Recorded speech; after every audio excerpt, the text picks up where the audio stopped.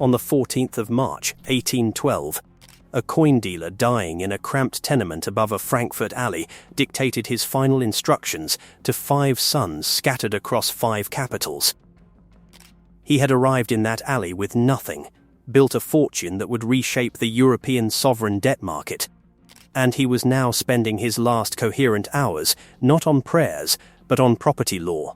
The clause he inserted into his will that afternoon was precise, deliberate, and, by most readings, without precedent. No woman would inherit, no woman would audit the accounts, and the husbands of daughters held no legal claim on the firm's assets. Ever. His name was Meyer Amschel Rothschild. The empire that clause was designed to protect would become the largest private banking network the world had ever seen. It would also, by the logic of that same clause, eventually eat itself. At their peak in the 1820s and 1830s, the 5 Rothschild houses simultaneously managed capital representing, by some estimates, though the calculation is necessarily imprecise given the period, something approaching 1% of total European gross domestic product. They financed Wellington's campaign against Napoleon. They lent 270 million francs to France in a single coordinated transaction in 1818. They moved money between Frankfurt, London, Vienna, Naples, and Paris faster than any government courier service on the continent. One heir would be held by the Gestapo in a Vienna hotel room and forced to sign away everything he owned in exchange for his freedom. Another would watch the French government nationalize a firm his family had operated for 160 years. And in Buckinghamshire, in a chateau that should by rights have become a monument to unassailable private wealth, the National Trust would open the doors and charge admission. This is not a story about money.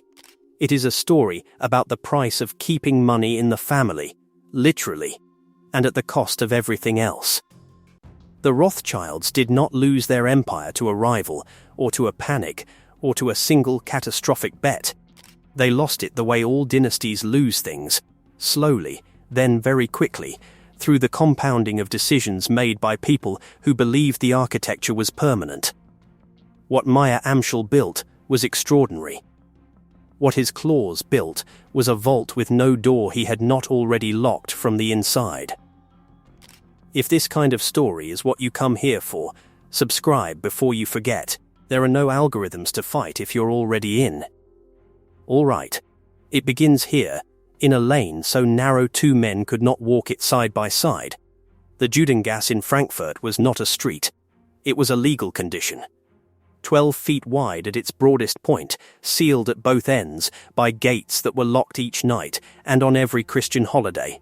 It housed between 3,000 and 4,000 Jewish residents in approximately 200 houses on a lane roughly 300 yards long.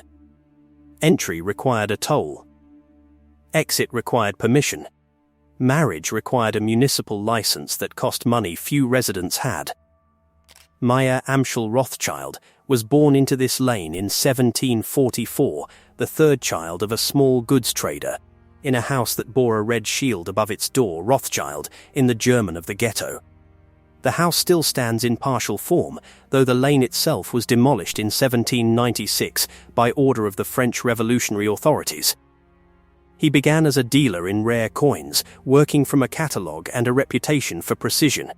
By his late 20s he had secured the patronage of Wilhelm IX, Landgrave of Hesse-Kassel, one of the wealthiest minor princes in Germany, whose fortune derived largely from renting his own subjects out as soldiers to foreign powers.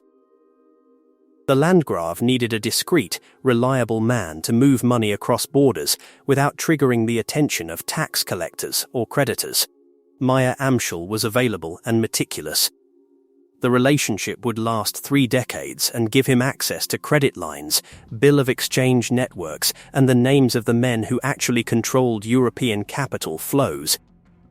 By 1800, the firm of M.A. Rothschild & Sons was handling transactions worth several million gulden annually.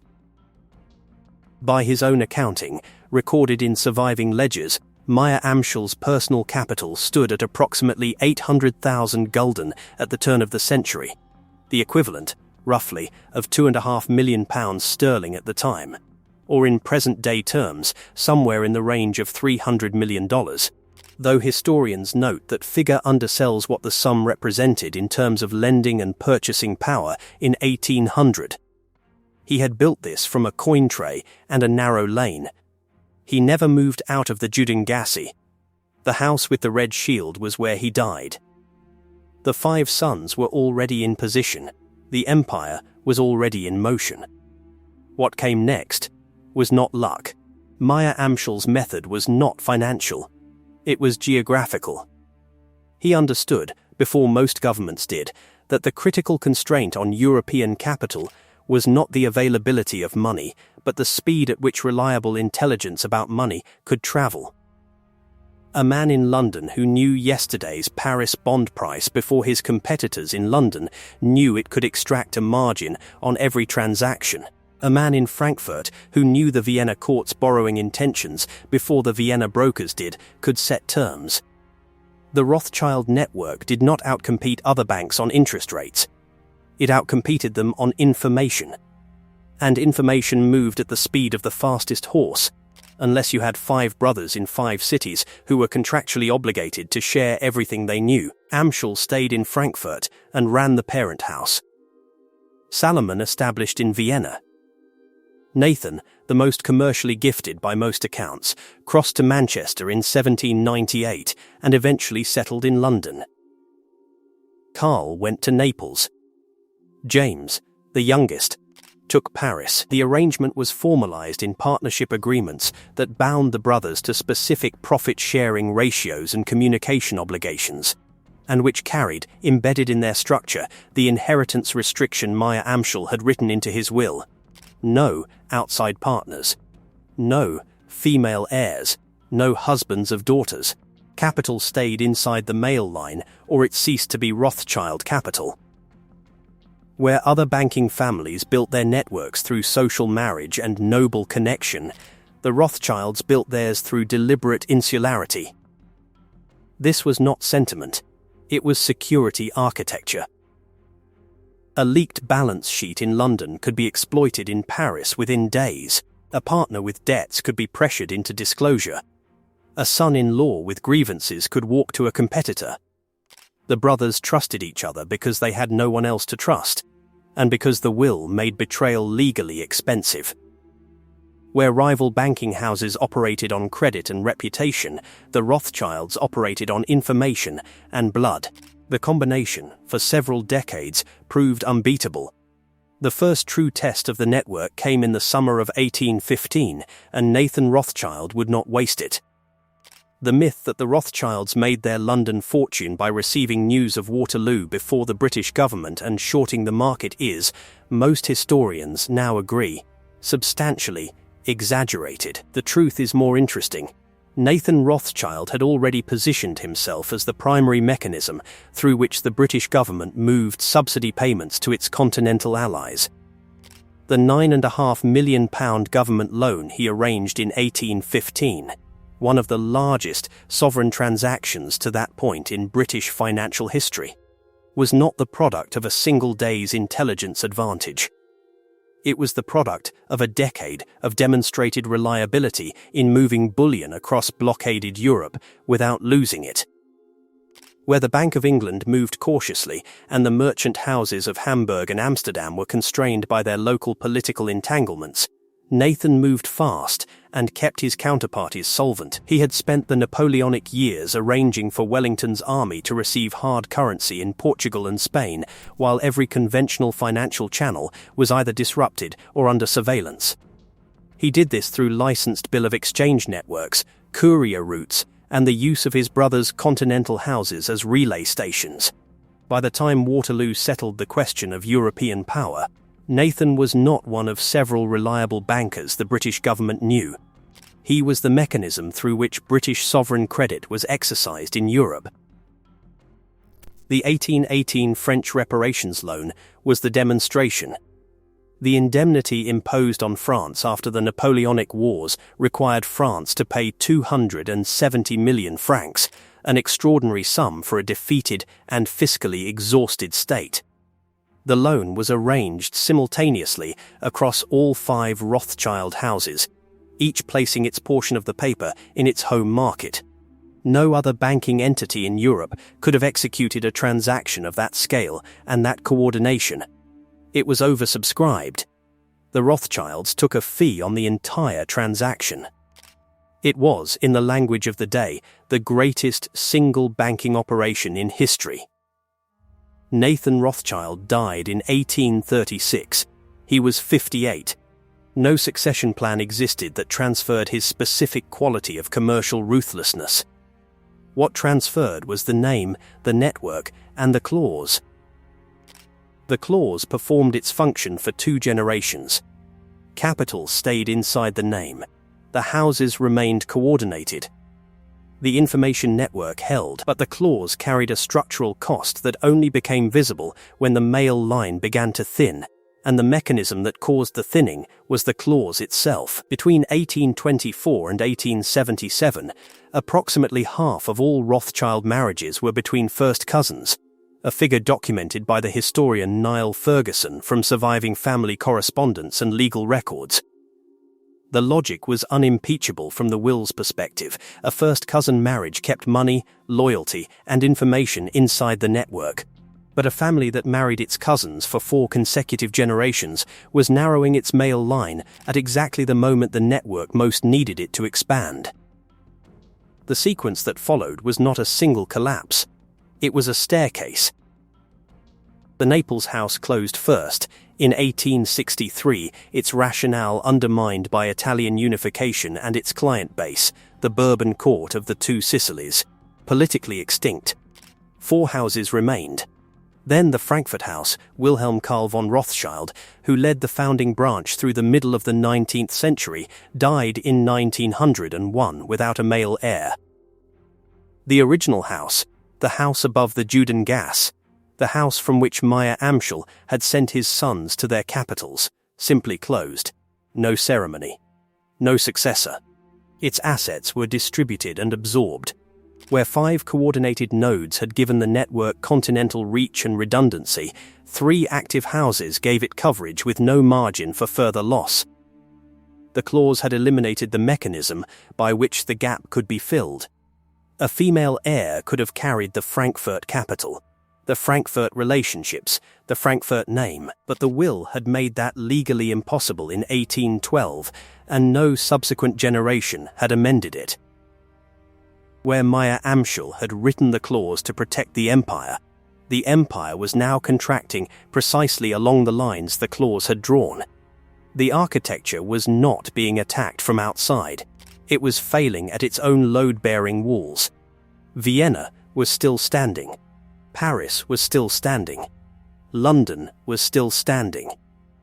But the logic that had closed Frankfurt had not finished. Baron Ferdinand de Rothschild began building Waddesdon Manor in 1874 on a bare Buckinghamshire hilltop that had previously supported nothing more significant than a sheep pasture. He first had the hill reshaped. Then he imported full-grown trees, beech, lime, and horse chestnut by Percheron horse because the hill had no roads. 16 Percherons were required to move a single mature tree. The house itself, a reproduction of a 16th century French Loire Château, was designed by the French architect Gabriel Hippolyte Detailleur and required 15 years to complete. The main dining room panelling was sourced from a demolished French palace. The Svers porcelain collection was one of the largest outside Versailles. The aviary housed macaws, parakeets, and cockatoos arranged by colour. The wine cellar was excavated separately and stocked with vintages ranging back to 1820. The total construction cost ran to approximately £150,000, the equivalent in present-day terms of somewhere above £30 million, though the collection inside was worth many times that figure. Ferdinand did not use Waddesdon as a residence. He used it as a stage. The Saturday populars, his term, were weekend parties of between 100 and 200 guests, drawn from the cabinet, the aristocracy, the arts, and the European courts. Queen Victoria visited in 1890. The Prince of Wales was a regular. The invitations were not social gestures, they were intelligence operations. A cabinet minister relaxed at Waddesdon was a cabinet minister who might mention over a second glass of claret what the Treasury was planning to do about the Indian currency question. The grounds required a permanent staff of 16 gardeners. The house required a household staff that surviving accounts put at upward of 24 indoor servants. The laundry building was a separate structure. The stables housed carriage teams matched by height and colour, an aesthetic preference that also signalled, to anyone who understood the signal, that the host was operating at a level above financial concern. Ferdinand died in 1898 without children. The house passed to his sister Alice, then to his nephew James, who bequeathed it to the National Trust in 1957. Today it charges admission. The aviary still operates, the macaws are gone. The London and Paris houses maintained their positions through the 19th century by adapting, financing railways, underwriting government bonds across the new national states of Europe, and diversifying into industrial lending as the purely sovereign debt market became more competitive. The Vienna House did not adapt with the same agility. Salomon's branch had been built on intimate access to the Austro-Hungarian court, and that access was both its asset and its liability.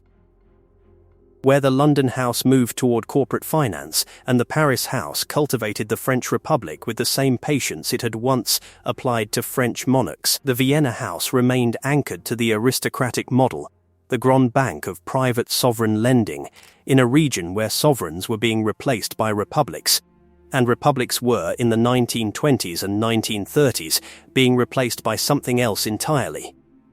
Louis von Rothschild led the Vienna House through the interwar years. He was a man of considerable sophistication, a patron of the arts, a collector, a student of alpine botany, and by most contemporary accounts a competent banker.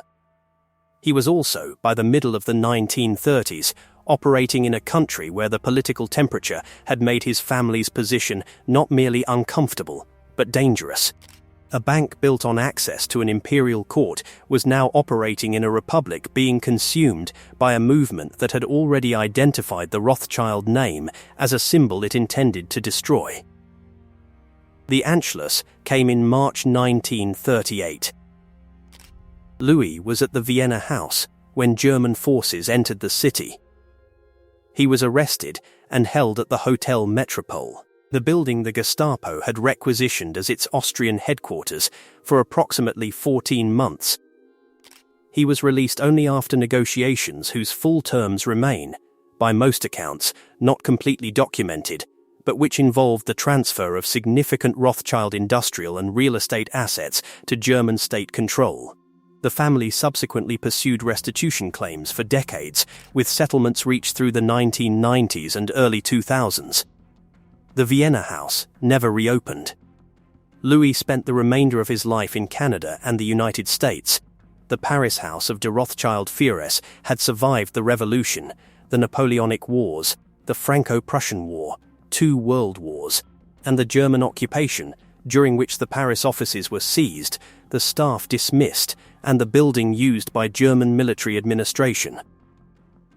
Guy de Rothschild had rebuilt it after 1945 with patience and skill, restoring the bank's position in French corporate finance and maintaining the family's presence in French cultural life. By the 1970s, de Rothschild-Fires was one of the most prestigious private banking houses in Europe, closely held, family-controlled, operating on a model that had changed less in its essentials in 160 years than almost anything else in European finance. On the 10th of May, 1981, François Mitterrand won the French presidential election on a program that included the nationalization of the major French banks. De Rothschild-Fires was on the list. The nationalization was carried out by statute in February 1982. the state took control. The family received compensation, the precise figure and its adequacy were contested in public, and the institution was renamed Compagnie Européenne de Banque. Guy de Rothschild published an open letter in Le Monde. His language was controlled and carefully chosen. He wrote that a Jew in France under Marshal Pétain had been an outcast, a Jew in France under President Mitterrand had become, once again, a second-class citizen, this time not by racial law, but by the expropriation of what his family had built. The comparison was, and remains, contested. The letter was read across France. It changed nothing about the nationalization. What the letter captured, with a precision no outside observer could have matched, was the specific texture of the loss. Not the asset alone, but the continuity. De Rothschild Fires had been in operation in Paris since 1812. One Act of Parliament ended it on a Thursday in February. Guy de Rothschild's son David subsequently established Rothschild & Co., which operates today as a respected mid-market advisory bank. The name survived. The institution did not. 3 houses were gone. Naples in 1863, Frankfurt in 1901, Vienna in 1938. The Paris house had been nationalized in 1982 and rebuilt under a different structure. What remained of the original network was London, N.M. Rothschild & Sons, operating from New Court in the city, the address the family had held since Nathan's time. And in London, there was a room. Since the 14th of September, 1919, 5 representatives of the major gold-dealing banks had gathered twice each day, at 10:30 in the morning and at 3 in the afternoon, to fix the price of gold. The Rothschild representative sat at the head of the table. Each firm had a small union flag on a stand. When a firm needed time to consult its clients, it lowered its flag. When all flags were raised, the price was set. The London Gold Fix, as it was known, was not ceremonial.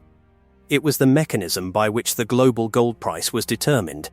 Twice a day, every business day. For 85 years, a Rothschild representative opened the meeting.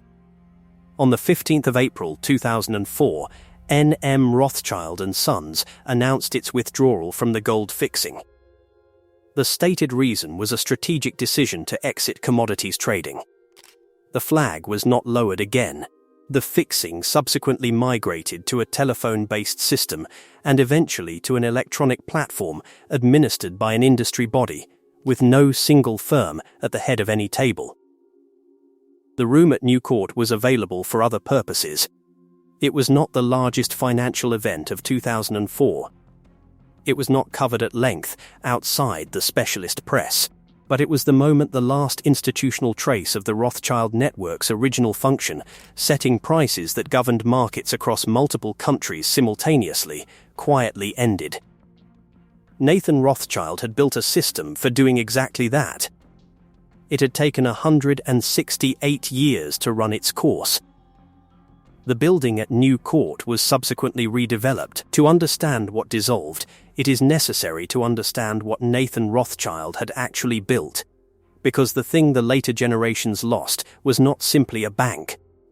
It was a method. Nathan arrived in England in 1798 speaking limited English, carrying bills of exchange on a Frankfurt house that few London merchants had heard of, and died in 1836 as arguably the most powerful private financial operator in the world. His personal fortune at death was estimated at between £3 and £6 million sterling, figures that place him, by some calculations, among the wealthiest individuals of his generation, though comparable fortunes were being assembled in America, and the comparison is not straightforward. What made him exceptional was not the scale of the wealth, but the discipline of the method. Nathan ran the London house on a principle that most of his contemporaries could describe but not replicate. No transaction without verified intelligence, no commitment without a confirmed exit. He treated every counterparty as a risk variable and priced accordingly. He was not liked. Surviving correspondence from contemporaries notes his bluntness. his indifference to social ritual, his tendency to state prices in rooms where prices were not supposed to be discussed. He did not care. He cared about the position. His successors were, almost without exception, more socially skilled, more culturally sophisticated, and less commercially ruthless than he was. Where Nathan had kept the family outside the English establishment because the outside position gave him informational advantages, his descendants stepped inside the establishment because the inside position gave them social permanence. They built Waddesdon. They collected spurs. They accepted peerages, funded hospitals, and endowed university chairs, and became, over several decades, precisely the kind of English institution that Nathan had deliberately avoided becoming. Where Nathan created urgency, they created architecture. The architecture was magnificent. A bank that is also an institution has obligations that a bank which is purely a bank does not. It must manage its reputation. It must, in the language of a later century, protect the brand. And a bank protecting a brand is, in certain crucial moments, slower than a bank that is not. Nathan had understood that speed was the only moat that could not be copied. His heirs built moats of a different kind entirely, and discovered, over the course of a century, that those moats could be crossed. Waddesdon Manor stands today on its reshaped Buckinghamshire hill, open Wednesdays through Sundays between late March and late December. The wine cellar, which once held vintages from 1820, now operates as a working restaurant and tasting room. You can walk through the aviary on a Wednesday afternoon and hear the surviving birds, no macaws now, but cockatiels and lorikeets, in the same wire enclosures Ferdinand de Rothschild ordered built in the 1880s. The Spurs porcelain is still in the cases where Alice de Rothschild arranged it. The dining room panelling is still the panelling sourced from a demolished French palace. The beech trees that 16 Percherons dragged up a bare hill are enormous now. The Frankfurt house site was partially incorporated into the new Frankfurt street grid after the Judengasse was demolished. A section of the original lane has been excavated and preserved below street level as a museum of Jewish Frankfurt. The house with the red shield is marked, but not standing in its original form.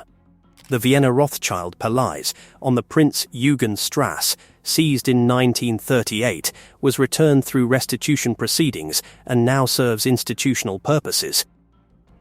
The Paris offices of de Rothschild Führer became Compagnie Européenne de Banque in 1982, then passed through further institutional uses. The room in London where the gold price was set twice a day for 85 years is gone in its original form, absorbed into a redeveloped building. Had any one of the 5 original houses maintained its founding structure into the 20th century? Had Frankfurt found a mechanism to pass to a female heir in 1901? Had Vienna liquidated its Austrian exposure before March 1938? Had Paris placed itself beyond the reach of nationalization, the coordination that was the actual source of the family's power might have outlasted them all. A single share in that network, held and compounded, would represent today an interest in something without a modern equivalent. The living remnant is the name. Rothschild & Co. advises on mergers and acquisitions from offices in 40 countries. It is respected and competent. It does not fix the price of gold. It does not finance sovereign wars. It does not move bullion through a blockade. What Meyer Amschel built in a 12-foot lane was a system. What the system produced was a dynasty. What the dynasty produced, across 200 years, was a lesson in the difference between those two things, and in how a clause written to protect an empire can become the most precise instrument of its dissolution. The clause outlasted the empire. The name remained. Meyer Amschels will kept the fortune inside the male line for nearly a century, but was the clause that preserved the empire also the thing that guaranteed its end? Tell me in the comments. And if you want more stories like this one, subscribe.